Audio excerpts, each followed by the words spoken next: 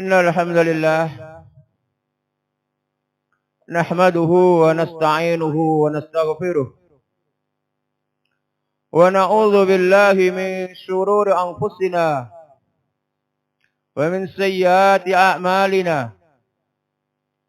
Man yahdihillahu fala mudilla lahu wa man yudlil fala hadiya lahu. واشهد ان لا اله الا الله وحده لا شريك له واشهد ان محمدا عبده ورسوله. يا ايها الذين امنوا اتقوا الله حق تقاته ولا تموتن الا وانتم مسلمون. يا ايها الناس اتقوا ربكم الذي خلقكم من نفس واحده وخلق منها زوجها وبث منهما رجالا كثيرا ونساء واتقوا الله الذي تساءلون به والأرحام إن الله كان عليكم رقيبا. يا أيها الذين آمنوا اتقوا الله وقولوا قولا سديدا يصلح لكم أعمالكم ويغفر لكم ذنوبكم ومن يطع الله ورسوله فقد فاز فوزا عظيما. أما بعد. Jamaatul Id Al-Adha yang berbahagia. Itu tadi beberapa ayat. Dalam 3 ayat yang tertera dalam Al-Quran. Kandungannya diantaranya adalah Allah Subhanahu wa Ta'ala menganjurkan kepada kita, bahkan memerintahkannya agar kita bertakwa kepadanya. Dan itulah yang harus dimiliki oleh seorang mukmin dan mukminah yang merasa dirinya sebagai seorang yang menganut agama Al-Islam. Kewajibannya adalah tunduk kepada Allah Subhanahu wa Ta'ala, nurut dengan apa yang Allah syariatkan dari semua tata aturannya.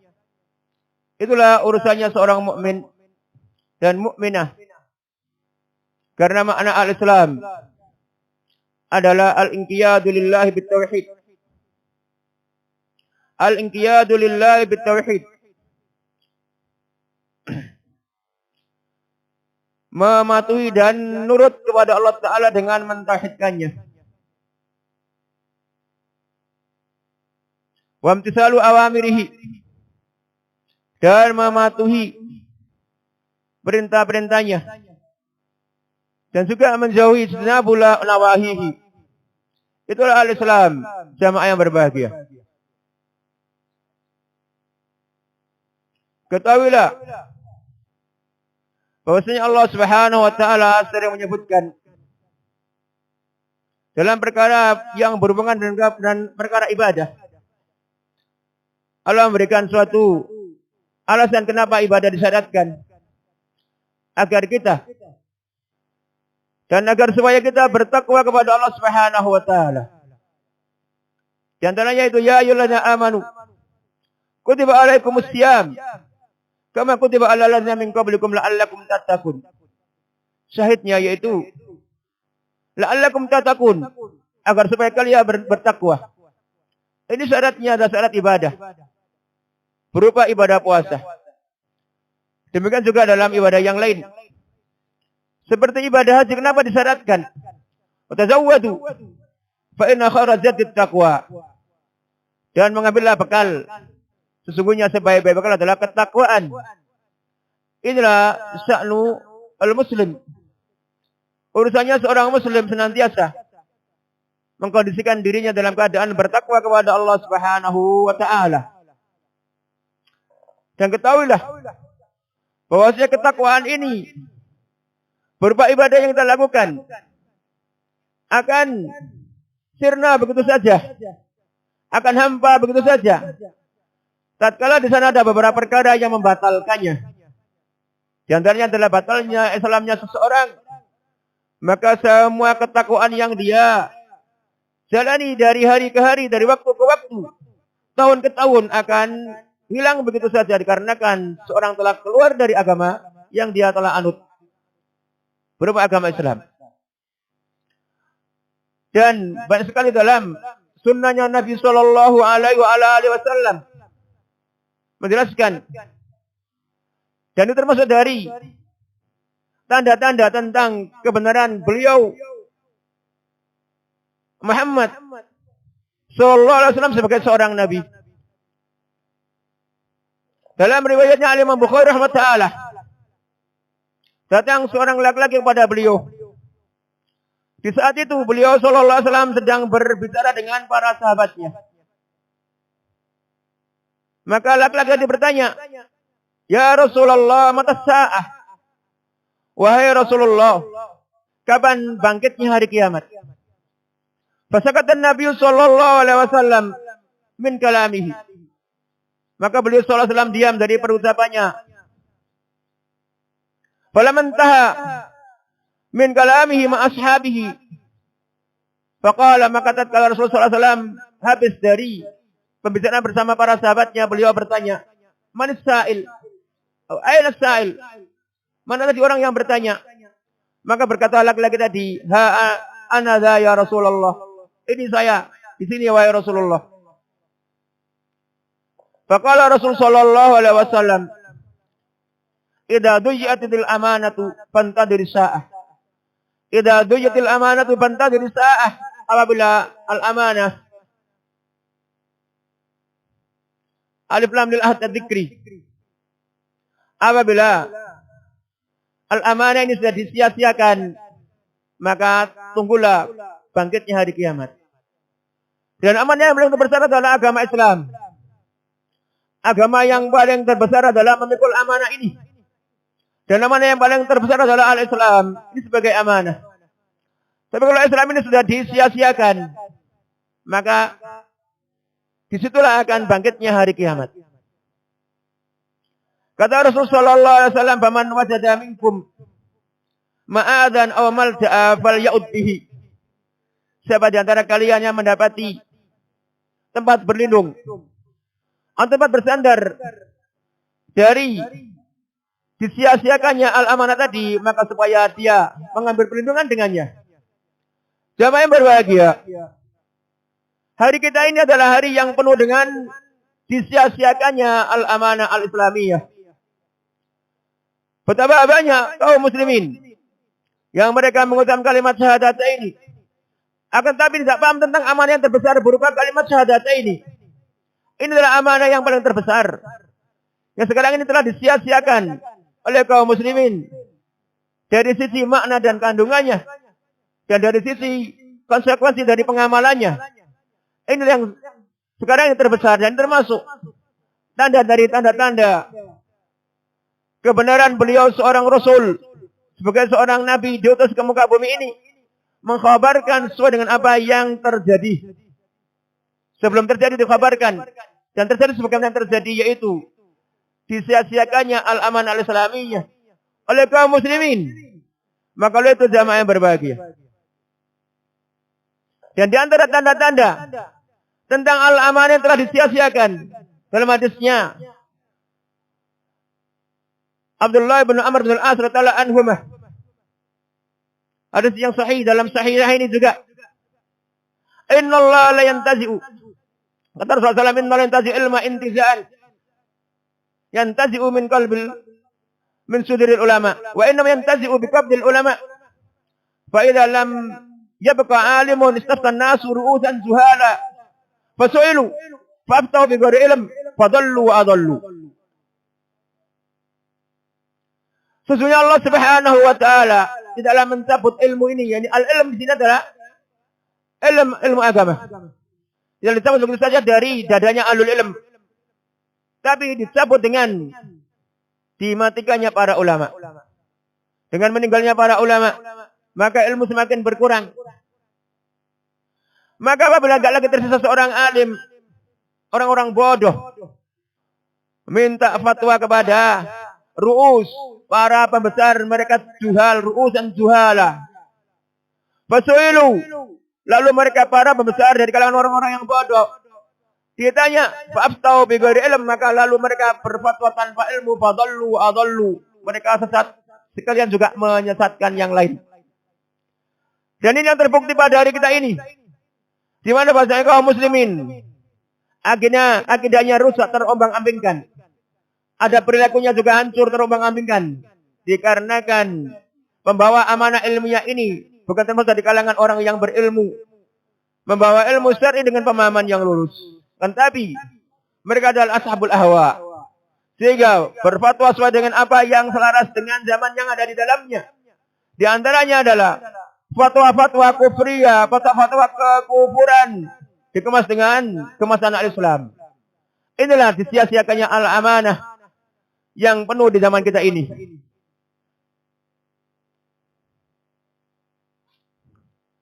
Perhatikan. Dan juga Rasulullah Shallallahu Alaihi Wasallam menyebutkan banyaknya fitnah-fitnah yang akan terjadi di pertengahan kaum muslimin. Di umatnya beliau Shallallahu Alaihi Wasallam. Jika beliau juga berkata dalam sebagian sabdanya tentang fitnah yang begitu banyak. Man istasrafal laha ay tadhahara laha yastasrifuhu atau tasrifuhu. Barang siapa yang upaya dirinya untuk mengikuti fitnah, gandrungi fitnah, maka fitnah tadi akan menelan dia. Ini jamaah yang berbahagia. Maka itu tentang al-amanah al-ilmiyah ini banyak sekali disia-siakan oleh kaum muslimin. Di antaranya adalah apabila perkara ini diserahkan kepada selain ahlinya. Rasulullah SAW mengatakan, "Idza wusdal amru ila ghairi ahlihi, fantadir sa'ah." Apabila perkara ini diserahkan kepada selain ahlinya, maka tunggulah bangkitnya hari kiamat. Dan ini yang sekarang kita jumpai, yang telah dirasakan oleh kaum muslimin, bahwasanya banyak perkara urusannya kaum muslimin yang diserahkan kepada selain ahlinya. Baik urusan politik, urusan ekonomi, urusan tentang keamanan kaum muslimin yang berkaitan dengan masalah akidah mereka, masalah ibadah mereka. Sekarang ini banyak sekali diserahkan kepada selain ahlinya. Maka kita jumpai banyak sekali manusia memboyong politik-politik yang datang dari lawan mereka kufar. Al-Yahud dan Nasara, baik Nasara Barat, Yahud Barat ataupun Nasara Timur, atau Yahud Timur, semuanya sama. Ini jamaah yang berbahagia. Rasulullah Shallallahu Alaihi Wasallam bersabda dalam hadis Abdullah bin Abbas radhiyallahu anhuma dalam Sahihain, kata Rasulullah Shallallahu Alaihi Wasallam, "Ayyuhan nas," sebagian penuturannya Abdullah bin Abbas, pada suatu hari Rasulullah SAW berkhutbah kepada manusia. Rasulullah SAW berkhutbah dalam diantara isinya adalah, "Ayyuhan nas innakum mahsuruna ila Allah." Wahai segenap manusia, sesungguhnya kalian akan dikumpulkan kepada Allah.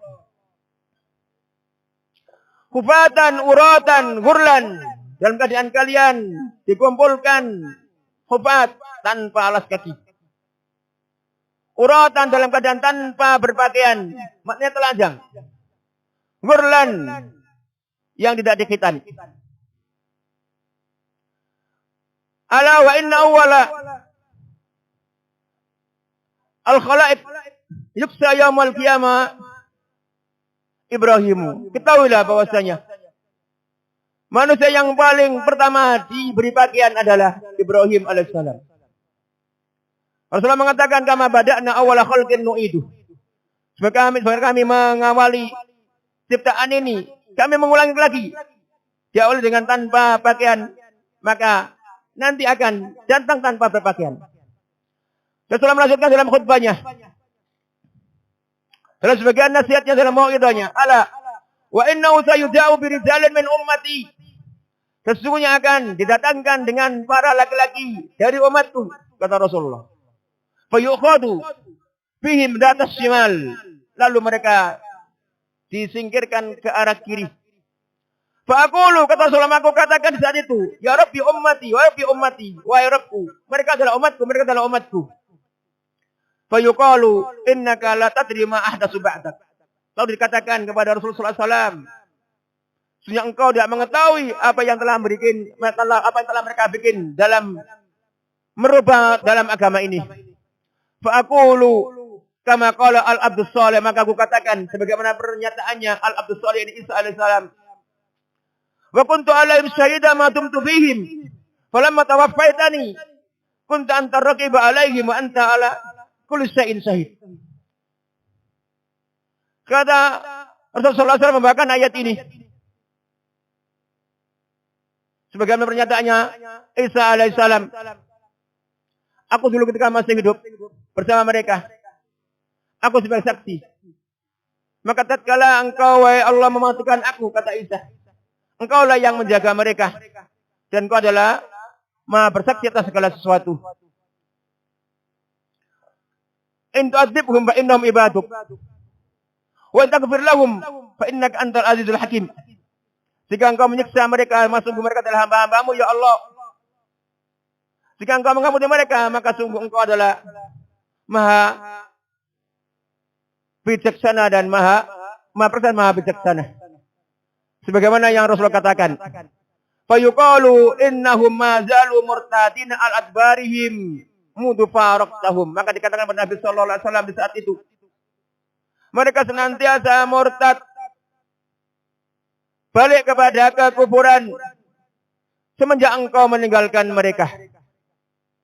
Ini dipahami oleh ahlul ilm bahwasanya di zaman kita ini penuh dengan banyak kemurtatan. Banyak orang keluar daripada Islam tanpa tahu atau di atas kesadaran. Di antaranya adalah kekufuran berupa demokrasi. Kekufuran berupa demokrasi. Karena makna demokrasi adalah as-sya'bu yuhaqqimu nafsahu binafsihi. Masyarakat menjadikan dirinya sebagai hukum dengan dirinya sendiri, tanpa ditegakkan oleh Allah Subhanahu wa taala sebagai pencetus hukum. Mereka sendiri yang menegakkan hukum untuk diri mereka sendiri. Maka oleh itu, di antara hal-hal termasuk kemurtatan adalah seorang yang memiliki ucapan tentang demokrasi dia tahu akan maknanya. Berkata Sang Maqbul rahimahullah ta'ala, wa man ja'ala demokratiyah wa huwa ya'rifu maknaha wa huwa kafirun. Siapa yang menyuruh kepada demokrasi sedangkan dia tahu akan maknanya, maka dia adalah kafir. Allah Subhanahu wa taala berfirman, "Man kana yarju liqa'a rabbih falyamal amalan shalihan wa la yusyrik bi ibadati ahadah." Syahidnya adalah wala yusyrik bi ibadati rabbi ahadah. Janganlah menyekutukan dalam beribadah kepada Rabb-nya seorang pun. Maka oleh itu, kesyirikan ini adalah kesyirikan berupa syirik demokrasi ini adalah banyak manusia tidak tahu. Mereka sekedar latah dengan yang ada di sekitarnya. Latah dengan yang ada di sekitarnya. Dan selain perkara demokrasi, kesyirikan banyak sekali disebar di muka bumi ini. Tapi ini kita angkat. Kenapa? Karena banyak manusia dari kalangan yang berjubah berjenggot, jidatnya ngetap jengkol sapi. Kayak telur digoreng. Ngetap dalam jidatnya. Ternyata dia termasuk pejuang dalam upaya untuk menebarluaskan perkara kekufuran ini. Ini kita angkat. Maka oleh itu bersyukurlah sebagai seorang muslim. Syukurlah nikmat Allah Subhanahu wa taala dengan nikmat yang paling terbesar, yaitu nikmat al-Islam. Ayat tadi dikatakan wala tamutunna illa wa antum muslimun. Jangan sekali-kali kalian mati kecuali dalam keadaan kalian muslim. Maka perlu dijaga. Perlu kita jaga Islam kita ini, jangan kemudian karena terpengaruh sebagian orang dengan sebagian orang lalu seorang itu murtad tanpa terasa ataupun di atas kesadaran. Ini jamaah yang mulia. Ini yang paling banyak terjadi di muka bumi ini. Allah Subhanahu wa taala dalam menyebut perkara syirik yang tadi dibacakan dalam ayat tersebut. Qul inna ma ad'u rabbi wa la usyriku bi ahadah. Katakanlah wahai Rasul, innama, ini adalah hasar untuk pembatasan, hanya saja. Hanyalah aku menyuruh kepada Rabbku dan aku tidaklah menyekutukan dengan seorang pun dengan Allah Subhanahu wa taala. Malau min duni min waliyin wala yusyriku bi hukmihi ahadah. Ini semuanya termasuk perkara-perkara yang berhubungan dengan syirik.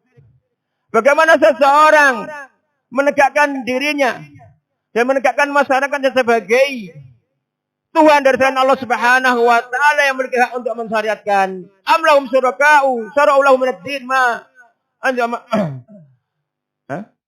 Malam ya'dan billah. Apakah mereka memiliki sekutu-sekutu yang mereka membuat syariat berupa agama yang tidak ada izin dari Allah Subhanahu wa taala? Maka oleh itu jamaah yang berbahagia.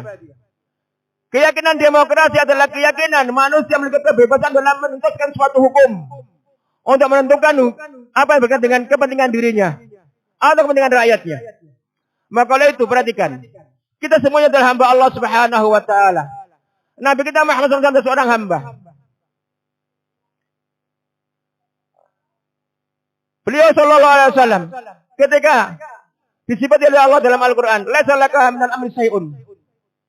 Laisa laka minal amri syai'un. Engkau wahai Muhammad, engkau wahai Rasul, tidak punya sedikit pun dalam urusan ini. Maka beliau cuma sekedar hamba yang menyampaikan syariat Allah Subhanahu wa taala. Bagaimana berani-beraninya seorang hamba selain Rasul, hamba biasa, lalu dia menegakkan dirinya dan masyarakatnya sebagai pencetus hukum di muka bumi ini. Inilah kesyirikan yang sangat nyata, kekufuran yang sangat nyata. Maka aku nasihatkan pada semua yang hadir dan semua yang mendengarkan suara ini, mereka harus benar-benar memandang secara jauh. Apa akibatnya seorang yang mendukung kekufuran berupa demokrasi ini? Di mana mereka kadang-kadang mengkritisi tentang masalah syirik kuburiyah, syirik kuburan, syirik menyembah berhala, syirik menyembah berupa ibadah nyembelih untuk selain Allah Ta'ala. Membacakan ayat, "Qul inna sholati wa nusuki wa mahyaya wa mamati lillahi rabbil alamin la syarikalah." Diangkat ayat ini untuk menggerebek kesyirikan-kesyirikan penyembelihan untuk selain Allah Ta'ala. Tapi pada waktu yang sama, berjubah, berjenggot, bahkan setengah betis, ternyata pejuang-pejuang kekufuran, pejuang-pejuang kesyirikan. Maka oleh itu jamaah yang berbahagia, qul inna sholati wa nusuki wa mahyaya wa mamati lillahi rabbil alamin. Ayat sangat gamblang. Katakanlah wahai Rasul, bahwasanya ibadahku berupa salat dan selain salat semuanya adalah miliknya Allah Ta'ala. Inna sholati wa nusuki wa mahyaya wa mamati, menyembelihku, matiku, dan hidupku, semuanya adalah miliknya Allah Rabb semesta alam. La syarikalah, tidak ada sekutu dalam hak kepemilikan hidup dan mati. Tidak punya hak memilikan dalam hak untuk diberikan penyembelian. Hanya Allah lah yang memiliki hak untuk kita menyembelih untuknya. Lillahi ta'ala. Maka oleh itu perhatikan. Maka jamaah yang berbahagia, beruntunglah sebagai seorang muslim, seorang mukmin mendengarkan kalimat-kalimat ini. Semoga sebagai bentuk nasihat bagi dirinya. Lalu tidak lagi dalam hari yang akan dilewati dalam masa hidupnya akan memperjuangkan dan mendukung kekufuran tersebut berupa demokrasi. Maka segera berhenti. Dan ini bukan untuk mengikut saya yang berbicara. Aku tidak berhak untuk diikuti, tidak berhak untuk dicontoh. Aku mengajak kepada apa yang telah Allah firmankan dan apa yang telah Rasulullah sabdakan dalam hadisnya. Maka jamaah yang berbahagia, fitnah ini yang mengepung kaum muslimin dari hari ke hari, dari waktu ke waktu, di rumah-rumah mereka, di kantor-kantor mereka, di pendidikan-pendidikan mereka, di masjid-masjid mereka. Maka semuanya seorang muslim harus benar-benar memiliki al-wa'yu, pemahaman yang lurus, pemahaman yang mencukupi, demi menjaga dirinya dari fitnah yang kadang menyeret seorang kepada kekufuran karena tidak terasa. Maka oleh itu jamaah yang berbahagia, kewajibannya kaum muslimin kembali kepada ahlul ilm, menanyakan perkara ini kepada orang-orang yang memiliki keahlian dalam perkara ini, dalam menanggapi perkara-perkara yang seputar di antara mereka, yang berputar di kepala mereka, dalam kehidupan mereka, dalam pendidikan yang mereka tempuh. Ini semuanya jamaah yang berbahagia, demi keselamatan dunia kita dan akhirat kita. Jadi, banyak sekali di antara tanda-tanda kenabian Nabi kita Muhammad sebagai seorang Nabi yang benar. Beliau mengucapkan perkara yang sebelum terjadi di zaman kita ini dan sebelum kita. Dan akan semakin banyak tanda-tanda kekufuran ini yang akan dilewati oleh kaum muslimin. Maka itu sebagai seorang muslim yang menginginkan untuk menyelamatkan dirinya dan keluarganya dan kawan-kawannya dan kaumnya, maka berbicaralah sesuai dengan apa yang Allah ridhoi. Al-Yahud, bukan Allah sifatkan. Walan tarda angkal Yahud. Bukan Nasara, walan Nasara. Tatabi amilatahum. Ini Rasulullah yang mendapatkan khitab. Rasulullah yang mendapatkan ucapan ini kepada beliau. Walan tarda angkal Yahud. Walan Nasara. Al-Yahud. Yahudi dan Nasara. Gak akan ridha kepada engkau, wahai Rasul. Sampai engkau mengikuti agama mereka. Di antara agama Yahud dan Nasara adalah agama demokrasi. Di antara agama Yahud dan agama Nasara adalah demokrasi. Bagaimana seorang muslim mengaku sebagai umatnya Muhammad SAW, sebagai umatul Islam, sebagai umatnya agama Islam, ternyata hari demi hari karena kepentingan kelompoknya, kepentingan keluarganya, kepentingan dukungannya, kepentingan dunianya yang sama sedikit, lalu dirinya dijual dengan apa? Dengan taruhan kekufuran.